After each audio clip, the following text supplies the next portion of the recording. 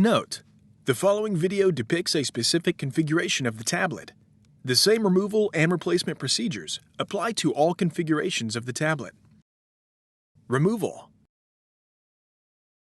Starting near the headphone jack, use a case separator tool to separate the outer edges of the display cover from the display panel assembly. Caution: to prevent damage to the display cover, take extreme care when the case separator tool is near any of the external buttons, speaker cutouts, or connectors. Remove the display cover.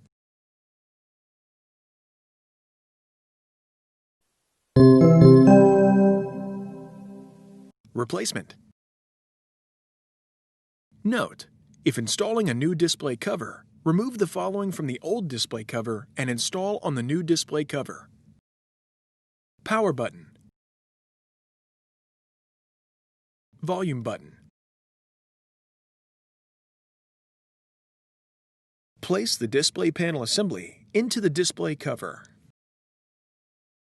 Carefully press down on the edges of the display panel assembly to snap it into place.